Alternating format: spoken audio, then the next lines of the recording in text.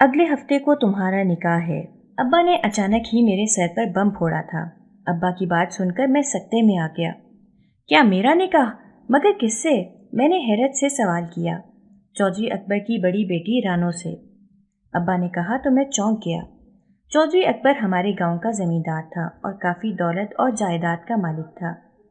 अब्बा गांव के तालीम याफ्ता फर्द थे। अब्बा ने वकालत की तालीम हासिल की थी, इसीलिए गांव में अब्बा की बड़ी इज्जत थी। चौधरी अकबर कोई भी अहम काम करने से पहले अब्बा से सलाह मशवरा ज़रूर करता था। चौधरी अकबर के बहुत से कानूनी मामलात भी अब्बा ने हल किए थे। यही वजह थी कि चौधरी अकबर और अब्बा की दोस्ती हो गई थी और रफ्ता रफ्ता ये दोस्ती गहरी और मजबूत होती गई। मगर अब्बा का ये दोस्ती रिश्तेदारी में बदलने का इरादा कब बना था, मुझे इसका इल्म नहीं था। अब्बा मुझे ऐसे बता रहे थे जैसे अगले हफ्ते को कहीं खाना खाने जाना हो। मैं ही शादी नहीं कर सकता, मैंने कहा तो अब्बा ने चौंक कर मेरी तरफ देखा था। क्यों? क्या एतराज़ है तुम्हें रानो से शादी पर? अब्बा ने पूछा तो मैं चुप हो गया। अब्बा के सामने इनकार करने की तो मैंने जुर्रत कर ली थी, मगर असल वजह बताने की मुझ में हिम्मत न थी।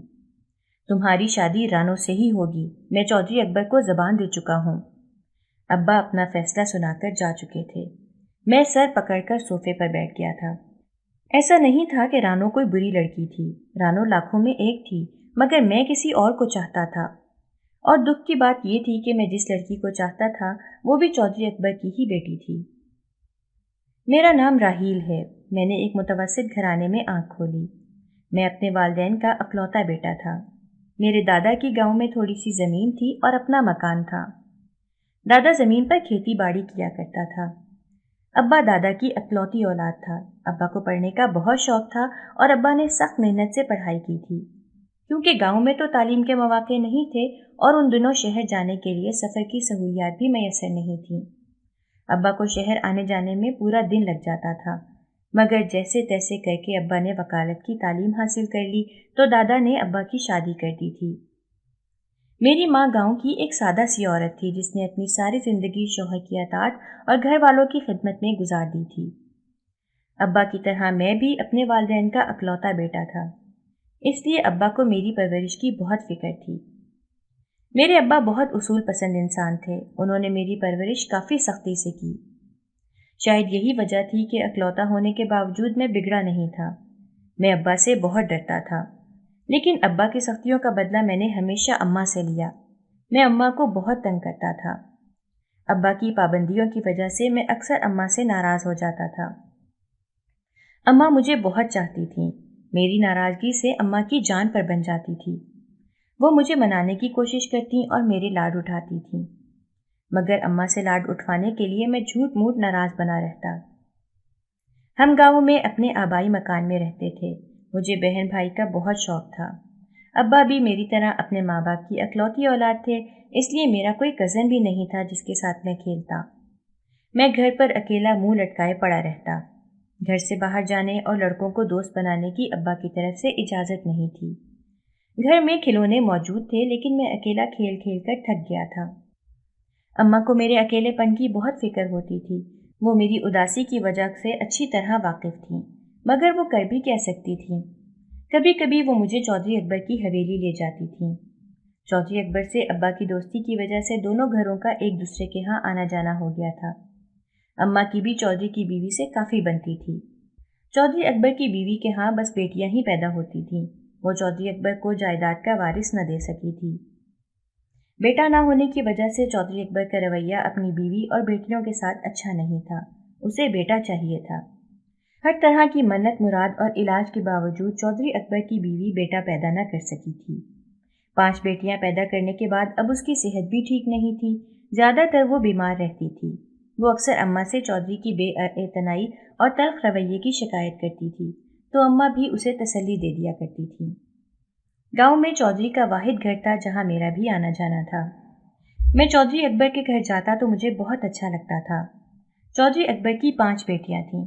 चौधरी अकबर की बड़ी बेटी रानो तो मेरी ही हम उम्र थी। शानो मुझसे साल भर छोटी थी। फिर जूबी थी। चौधरी की बाकी दोनों बेटियां अभी काफ़ी छोटी थीं। चौधरी की बेटियां हवेली में तितलियों की तरह उड़ती फिरती थीं। हवेली में उनकी वजह से खूब रौनक रहती। मुझे हवेली की रौनक बहुत अच्छी लगती थी। میں اماں سے بار بار حویلی جانے کی فرمائش کرتا۔ میں رانو اور شانو کے ساتھ کھیلتا تو مجھے بہت مزہ آتا۔ چودھری اکبر کی بڑی 2 بیٹیاں تو بہت سمجھدار اور سلجھی ہوئی تھیں، مگر اس کی تیسری بیٹی زوبی تو آفت کی پرکالہ تھی۔ وہ بہت شرارتی تھی۔ وہ اپنے باپ کو بھی نہ بخشتی تھی اور کوئی نہ کوئی ایسی حرکت کرتی کہ چودھری اکبر کو غصہ آ جاتا اور وہ اسے ڈانٹ دیتا تھا۔ نہ جانے مجھ سے اس کو کیا دشمنی تھی کہ وہ مجھے تنگ کرنے کا کوئی موقع ہاتھ سے جانے نہ دیتی تھی۔ چودھری اکبر کی بیٹے کی خواہش دن بدن بڑھتی جا رہی تھی۔ آخر اللہ نے چودھری اکبر کی سن لی تھی۔ 5 بیٹیوں کے بعد چودھری اکبر کے گھر بیٹا پیدا ہوا تھا، مگر 1 ہفتے بعد ہی چودھری کے بیٹے کا انتقال ہو گیا تھا۔ بیٹے کی موت سے چودھری اکبر کو بہت صدمہ پہنچا تھا، لیکن خدا کی مرضی کے آگے وہ بے بس تھا۔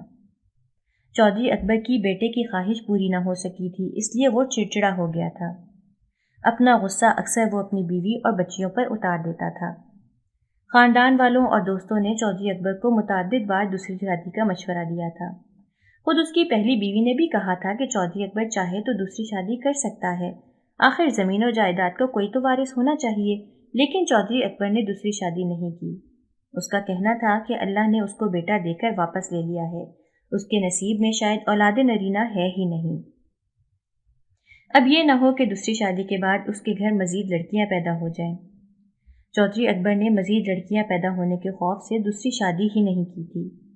وہ اپنی بیٹیوں سے بھی بے رخی سے پیش آتا تھا۔ چودھری اکبر مجھ پر خصوصی توجہ دیتا تھا، شاید وہ اپنے بیٹے کی کمی کو پورا کرنے کی کوشش کر رہا تھا۔ شاید اسی لیے زوبیہ کو میرا حویلی آنا بالکل پسند نہیں تھا۔ وہ بہانے سے مجھ سے جھگڑا کرنے کی کوشش کرتی تھی۔ ایک دن وہ لان میں جھولا جھول رہی تھی۔ میں آیا تو اس نے مجھے اشارے سے اپنے پاس بلایا اور جھولا دینے کو کہا۔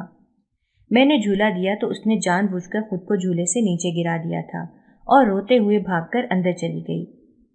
میں حیران و پریشان اپنی جگہ کھڑا دیکھتا رہ گیا۔ اندر جا کر اس نے اماں سے میری شکایت لگائی کہ میں نے اسے جھولے سے گرایا ہے۔ ثبوت کے طور پر اس نے اماں کو اپنی کوہنی میں لگا وہ زخم بھی دکھایا جو جان بوجھ کر گرنے کی وجہ سے اس کو لگا تھا۔ میں اس کے جھوٹ پر حیران رہ گیا۔ اماں نے مجھے ڈانٹا تو وہ جتاتی ہوئی نظروں سے مسکرا کر مجھے دیکھتی ہوئی وہاں سے چلی گئی۔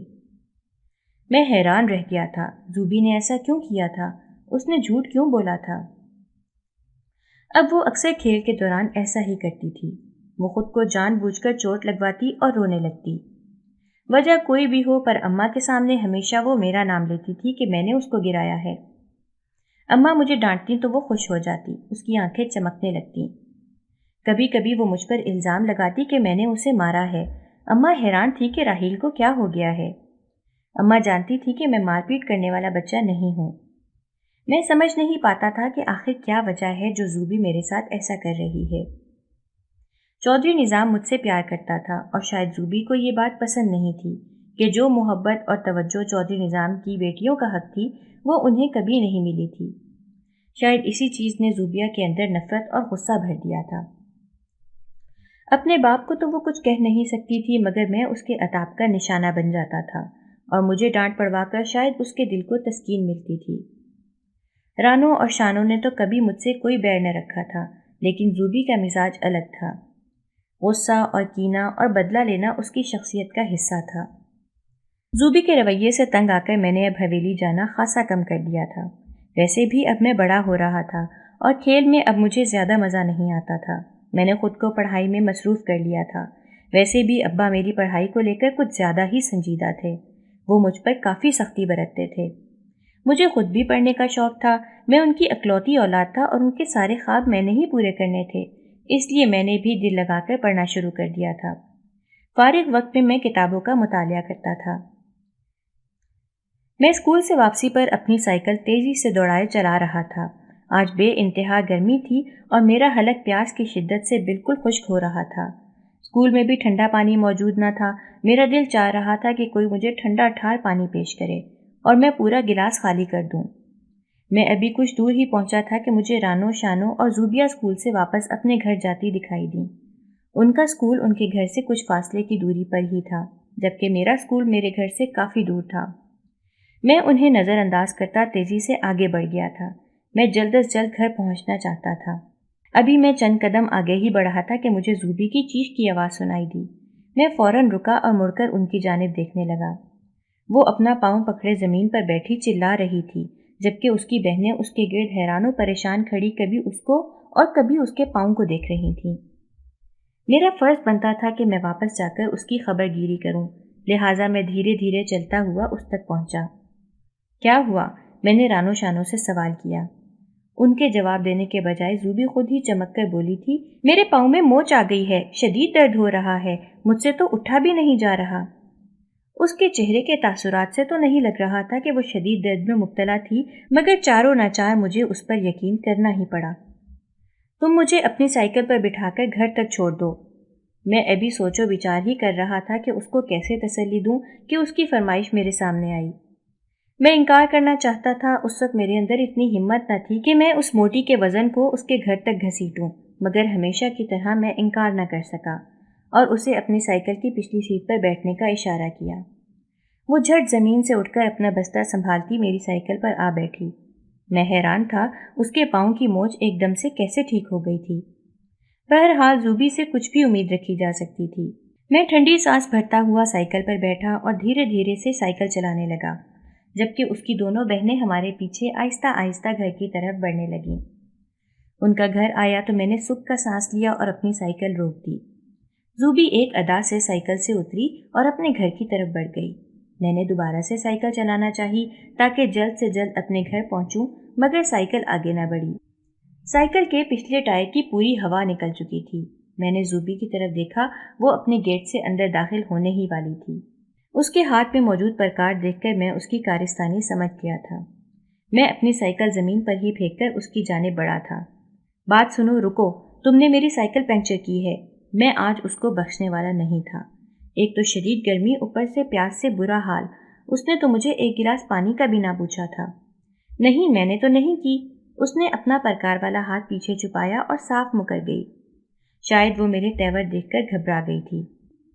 इतनी शदीद धूप में मुझे पैदल ही अपने घर तक का सफ़र तय करना पड़ेगा, ये सोचते ही मुझे चक्कर आ गया था। तुम समझती क्या हो खुद को?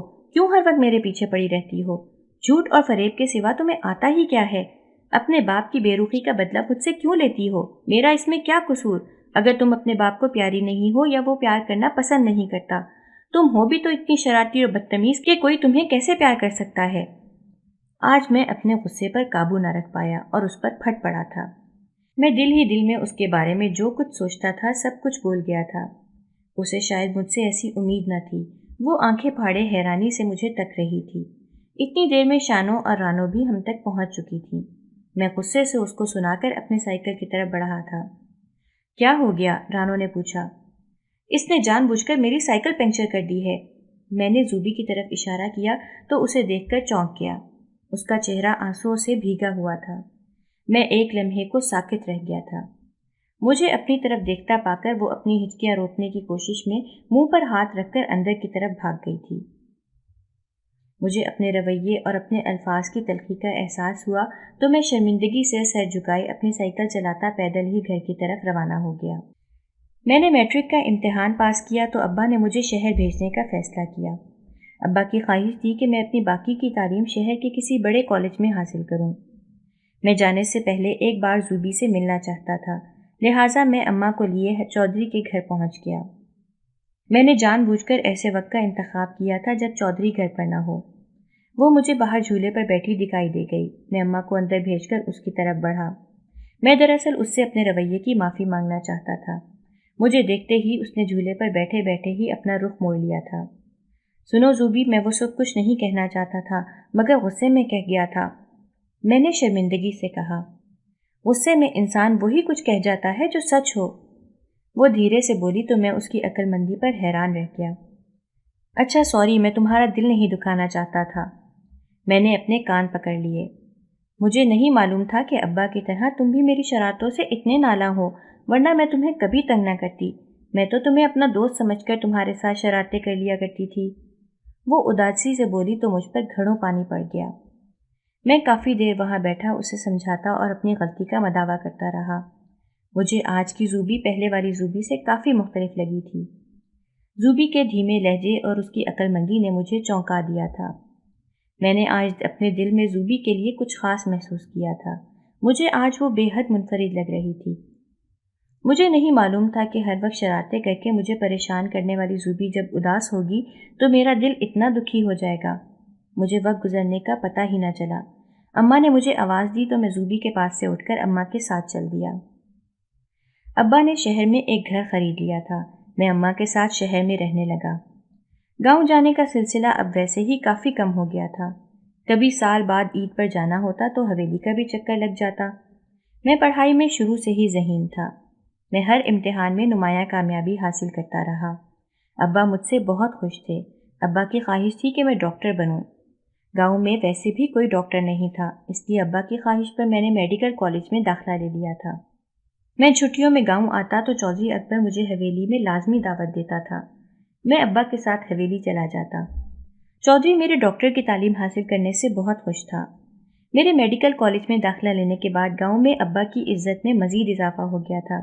अब तो आसपास के गांव में भी लोग अब्बा की ख़ास तौर से इज्जत करते थे और गांव के लोग तो मुझे अभी से डॉक्टर साहब कहकर मुखातिब करने लगे थे। एक दिन मैं किसी ज़रूरी काम से गांव आया था। मेरे पास ज़्यादा वक्त नहीं था।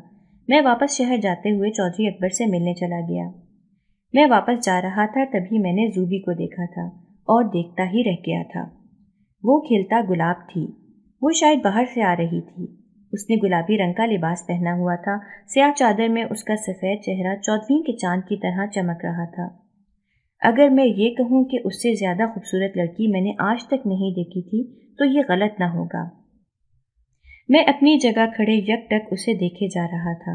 उसने भी एक सरसरी सी नज़र मुझ पर डाली थी और बिना कोई तवज्जो दिए आगे बढ़ गई थी। पता नहीं उसने मुझे पहचाना था या नहीं। ड्राइवर ने आवाज़ दी तो मैंने चौंक कर उसकी तरफ देखा था। वो वापस जाने का पूछ रहा था। मैं चुपचाप गाड़ी में बैठ गया था। मैं वापस शहर आ गया था, लेकिन अपना दिल ज़ूबिया के कदमों में छोड़ आया था। मुझे तो उसकी वो आंसुओं से भरी आंखें वैसे ही ना भूलती थीं और अब तो उसके हसीन चेहरे का दीदार करके मैं अपने आप को बिल्कुल ही बेबस पाने लगा था। मेरे दिन और रात बेकरारी में गुजरने लगे थे। पढ़ाई में भी मेरा दिल नहीं लगता था। मैं अपना हाले दिल भी किसी से नहीं कह सकता था। आज भी मेरा कोई दोस्त न था। बचपन में अकेले रहने की वजह से अब मुझे दोस्त बनाने की आदत ही नहीं थी। मैं तन्हा ही खुश रहता था। अगर मैं ज़्यादा वक्त किसी के साथ गुजारता तो मुझे उलझन होने लगती थी। कॉलेज में मेरी सबसे सलाम दुआ थी, मगर कोई ऐसा गहरा दोस्त न था जिसे मैं अपनी मोहब्बत के बारे में बता सकता। मैंने अपने दिल का हाल एक डायरी में लिखना शुरू कर दिया था। मैं हर रात अपनी बेकरारी की दास्तान डायरी पर उतार देता था। मैंने डायरी पर ज़ूबिया का नाम नहीं लिखा था, बल्कि मैं उसको परी के नाम से मुखातिब करता था। मैं नहीं चाहता था कि कभी अगर कोई मेरी डायरी पढ़े तो उसे पता चले कि मैंने डायरी में जिस लड़की के बारे में लिख रखा है वो कौन है। मैं नहीं चाहता था कि ज़ूबी की बदनामी हो। वैसे इसका इम्कान कम था, क्योंकि मेरे कमरे में अम्मा के सिवा कोई नहीं आता था। चौधरी अकबर की बेटियों ने गांव के स्कूल में मैट्रिक तक तालीम हासिल की थी। उसके बाद वो घर बैठ गई थीं, क्योंकि गांव में लड़कियों की आला तालीम के लिए कोई तालीमी इदारा नहीं था। मगर मैं हमेशा से जानता था कि ज़ूबी अपनी बाकी बहनों की तरह नहीं थी। वो अपने हुकूक के लिए लड़ना जानती थी। वो अपने बाप के सामने भी डट जाया करती थी। मुझे अम्मा की ज़बानी मालूम हुआ था कि ज़ूबी ने लड़ झगड़ कर शहर के एक कॉलेज में दाखिला ले लिया था। चौधरी अकबर की बेटियां अब जवान हो गई थीं। चौधरी को उनकी शादी की फिक्र हुई तो चौधरी ने एक अजीब ऐलान किया। चौधरी अकबर ने गांव वालों के सामने ऐलान किया कि वो अपनी बेटियों की शादी ऐसे लड़के से करेगा जिनके घरों में कोई लड़की न हो, और वो दामाद को ऐसा तोहफा देगा जो उसकी ज़िंदगी बदल देगा। गांव के लोग चौधरी की इस अजीब व गरीब शर्त से हैरान रह गए थे। कुछ लोगों का ख्याल था कि चौधरी को लड़कियों से नफरत है, इसलिए उसने ये शर्त रखी है। कुछ लोगों का ख्याल था कि चौधरी अपनी बेटियों को नंदों के झगड़े से बचाना चाहता है। कुछ लोगों का ये भी कहना था कि चौधरी की इस शर्त के पीछे कोई और राज है। गांव में सबके जहनों में ये सवाल भी गर्दिश करने लगा कि चौधरी साहब का तोहफा क्या हो सकता है। बहरहाल जो भी था, चौधरी की इस शर्त से अब्बा खुश हो गए थे, क्योंकि हमारे घर में कोई लड़की नहीं थी और मैं अपने वालिदैन का इकलौता बेटा था। लिहाजा चौधरी साहब ने अपनी बड़ी बेटी की शादी मुझसे करने का फैसला किया। अब्बा ने हाँ कर दी थी। चौधरी को शादी की जल्दी थी। वो एक हफ्ते के अंदर ही शादी करना चाहता था। मुझसे राय लेना तो दूर की बात, अब्बा ने तो मुझे बस अपना फैसला सुनाया था। मेरा दिल बेचैन था। मैं चाहता था कि मैं यहाँ से कहीं दूर भाग जाऊँ।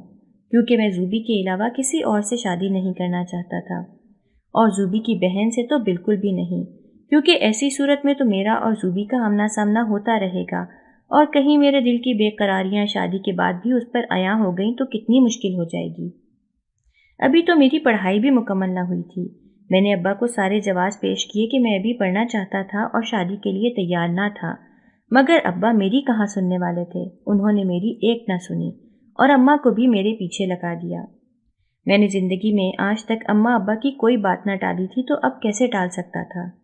لہٰذا میں نے اپنے پیار کی قربانی دینے کا سوچا اور ابا کی بتائی ہوئی لڑکی سے شادی کرنے کے لیے رضامندی ظاہر کر دی۔ رانو اور میری شادی کی تیاریاں زور و شور سے جاری تھیں۔ دونوں گھرانوں میں خوشیوں کی لہر دوڑ گئی تھی۔ اماں کو رانو بہت پسند تھی اور وہ میری اس سے شادی پر بہت خوش تھیں، مگر میں اداس اور دکھی تھا۔ اگر رانو کی جگہ زوبی ہوتی تو میری خوشی کا ٹھکانہ نہ ہوتا۔ میں ابا کو اپنے دل کا حال بتا نہیں سکتا تھا۔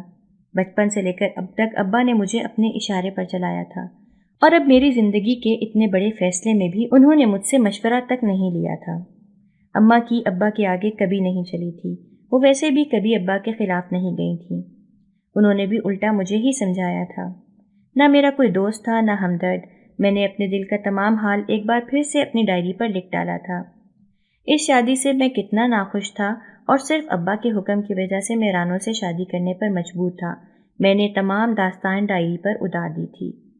مجھے رانو سے کوئی مسئلہ نہ تھا، میں جانتا تھا کہ وہ بہت اچھی لڑکی تھی، مگر اس دل کا کیا کرتا جو زوبیہ کے نام کی پکار کیے جا رہا تھا۔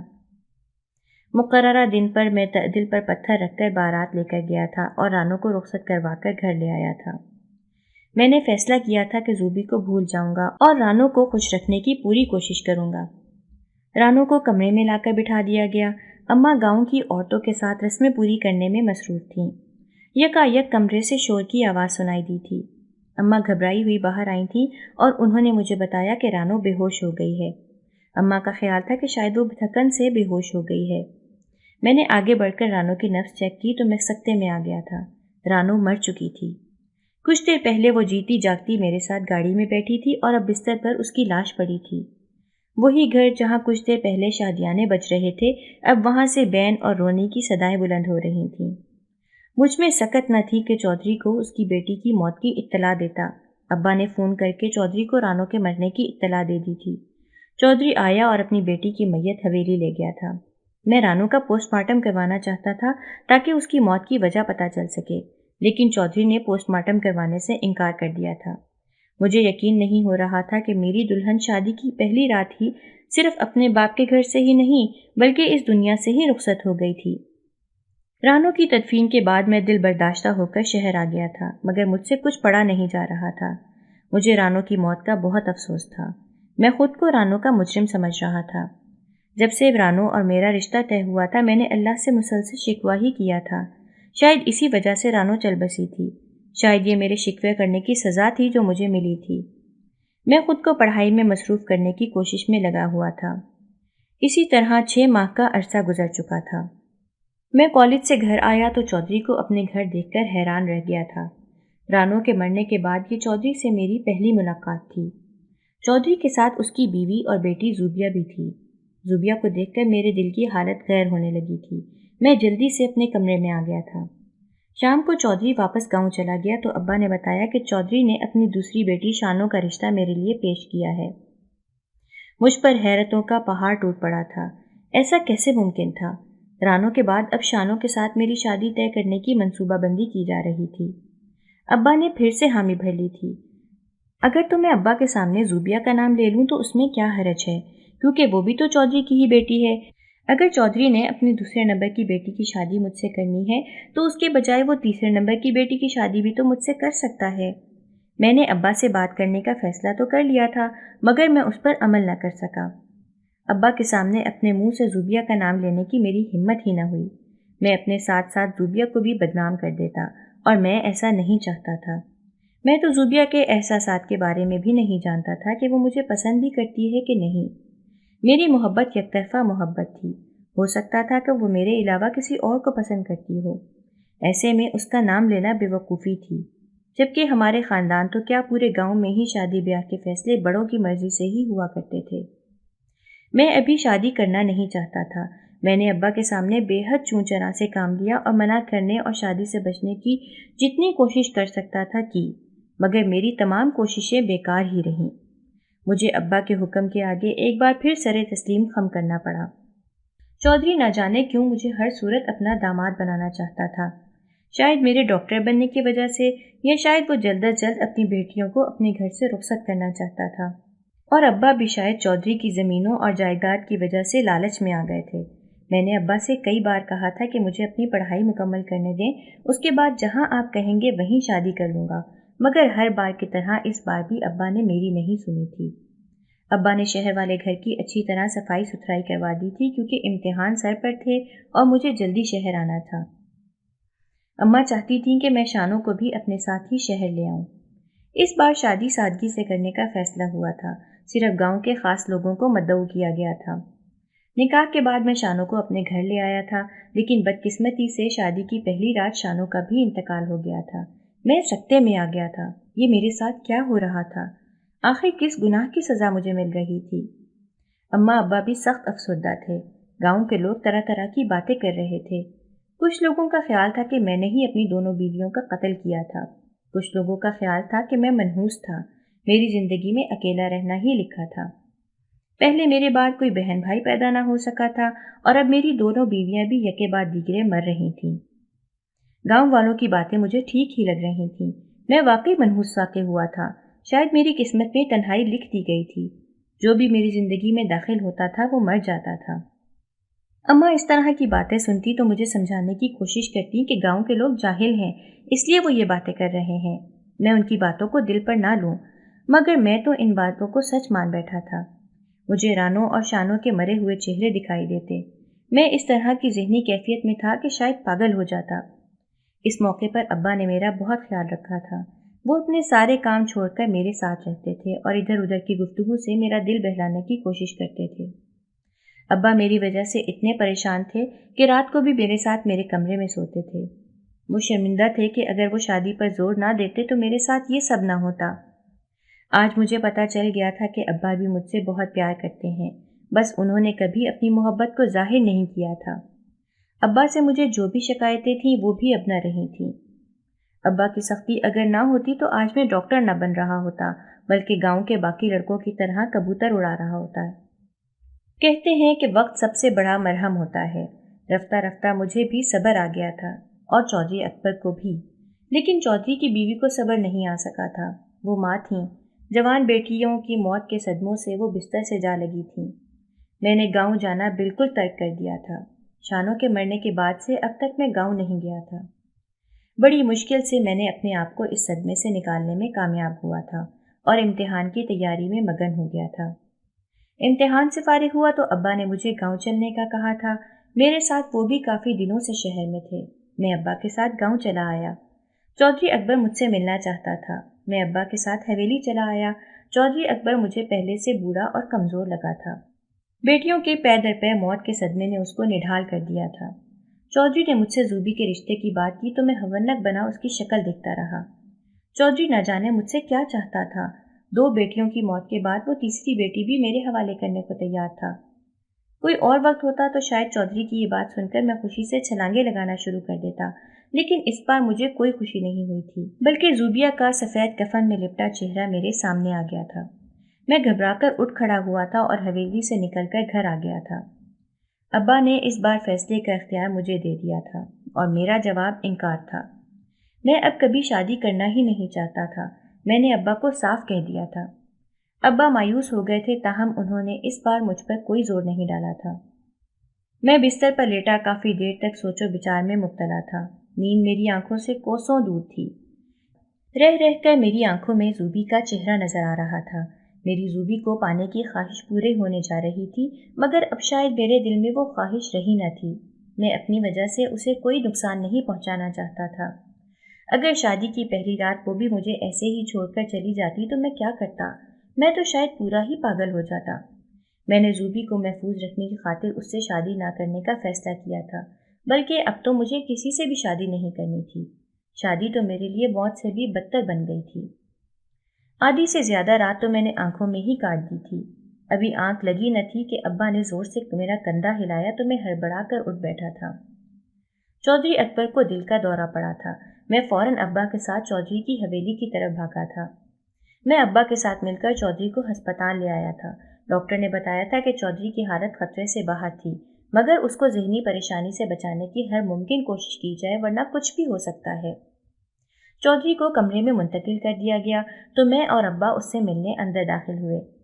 चौधरी ने मुझे देखते ही इशारे से अपने पास बुलाया और मुझे अपने करीब बिस्तर पर बैठने का इशारा किया। मैं चुपचाप उसके सामने बैठ गया तो उसने बमुश्किल अपने दोनों हाथ उठाकर मेरे सामने जोड़ दिए। इसे तुम मेरी जिद समझो या मेरी मुस्तकिल मिजाजी, मगर मैं चाहता हूँ कि तुम मेरे दामाद ज़रूर बनो। मैंने तुम में हमेशा अपना बेटा देखा है। तुम मुझे बचपन से ही बेहद अजीज़ थे। मैं किसी अजनबी या ऐरे गैरे को अपनी बेटियाँ सौंपना नहीं चाहता। सारी ज़िंदगी मुझे खुद भी यही लगता रहा कि मेरा बेटा होता तो मैं उससे बेपनाह प्यार करता। मैं अपनी बेटियों से इतना प्यार नहीं कर पाया था, मगर उनकी रुखसती का वक्त करीब आने पर मुझे एहसास हो गया था कि मैं तो उनसे बेपनाह प्यार किया करता था, मगर शायद मुझे इजहार करना ना आया था, क्योंकि हर बार जब भी मेरी बेटी रुखसत होती तो मेरा दिल जैसे कोई मुट्ठी में पकड़ लिया करता था। शायद मेरे दिल को अंदाज़ा था कि मेरी बेटी हमेशा के लिए ही रुखसत होने वाली है। गांव वाले जो मर्जी बातें बनाते रहें, मगर मुझे तुम पर पूरा एतमाद है।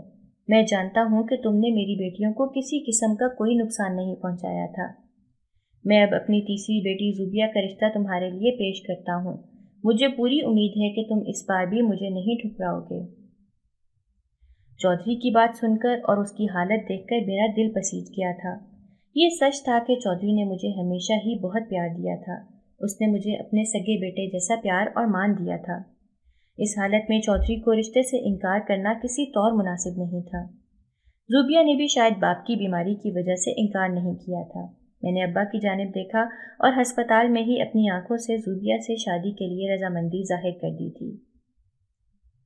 ज़ुबिया मेरे दुल्हन बनी मेरे पहलू में बैठी थी। वो आसमान से उतरी कोई परी लग रही थी। उसके चेहरे पर बेपनाह नूर छाया हुआ था, मगर वो इतनी उदास थी। न जाने उसकी उदासी की क्या वजह थी, मैं समझ नहीं पाया। मैं सबसे पहले उसकी उदासी के बारे में जानना चाहता था और फिर उसके चेहरे से उदासी नोच कर हमेशा के लिए फेंक देना चाहता था, क्योंकि मुझे तो वही हंसती खिलखिलाती शरारतें करती ज़ुबिया ही अच्छी लगा करती थी। रुखसती हुई तो ज़ुबिया को मैं अपने घर ले आया था। अभी हमें आए हुए कुछ देर ही गुजरी थी कि चौधरी साहब की आमद की इत्तला मिली। वो सीधे मेरे कमरे में आए और उन्होंने मुझे एक डब्बा दिया। मैंने हैरान होकर पूछा, ये क्या है? खोल कर देखो, तुम्हें सब पता चल जाएगा, चौधरी साहब ने कहा तो मैंने डब्बा खोला। डब्बा खोलते ही मेरे रोंगटे खड़े हो गए थे, क्योंकि उस डब्बे में मेरी दोनों बीवियों के खत थे जो उन्होंने मेरे नाम लिखे थे। डब्बे में 2 लिफाफे और भी थे। पहले लिफाफे में एक खत था जो मेरी पहली 2 बीवियों ने लिखा था। उस खत में उन्होंने लिखा था कि वो दोनों ऐसी मोहलिक बीमारी में मुब्तला हैं जिसका इलाज मुमकिन नहीं था। ये बीमारियां उन्होंने हमेशा ही सब गांव वालों से छुपा कर रखी थीं। पहले पहल तो उनके अब्बा को भी उनकी बीमारी के बारे में मालूम न था, मगर उनकी मौत के बाद उनकी माँ ने उनके बाप को आगाह कर दिया था। वो चाहती थीं कि ये बात सबसे छुपी रहे और गांव में किसी को उनकी बीमारी का इल्म न हो सके। मैंने दूसरा लिफाफा खोला तो उसमें एक चाबी और कुछ कागजात थे। चौधरी साहब ने मेरी दोनों बीवियों के हिस्से की जायदाद मेरे नाम कर दी थी और ज़ुबिया के हिस्से की जायदाद ज़ुबिया को दे दी थी। चौधरी साहब ने बताया कि ये चाबी उस तालीमी इदारे की है जो उन्होंने गांव में लड़कियों की तालीम के लिए बनवाया है, और ये तालीमी इदारा उन्होंने अपनी मरने वाली बेटियों की ख्वाहिश पर बनाया था। उन्होंने कहा, मैं चाहता हूँ कि मेरी छोटी बेटियाँ और गांव की तमाम लड़कियाँ तालीम हासिल करें और अपने पैरों पर खड़ी हो सकें। इस इदारे की निगरानी और चलाने की जिम्मेदारी अब तुम्हारी और ज़ुबिया की है। मैंने ज़ुबिया की तरफ देखा तो वो मुझे देखकर मुस्कुरा दी थी। स्कूल के मुतालिक सुनकर मुझे जायदाद मिलने से भी ज़्यादा खुशी हुई थी और मैंने तहैया कर लिया था कि मैं इस जिम्मेदारी को बखूबी निभाऊंगा। चौधरी साहब ने ज़ुबिया से भी अपने पिछले रवैये की माफ़ी मांग ली थी। ज़ुबिया ने उन्हें दिल से माफ़ कर दिया था। चौधरी साहब ने न सिर्फ अपनी छोटी बेटियों की ज़िंदगी संवार दी थी, बल्कि गांव की लड़कियों के मुस्तकबिल को भी रोशन कर दिया था। मैं ज़ुबिया के साथ हंसी खुशी ज़िंदगी गुजार रहा था।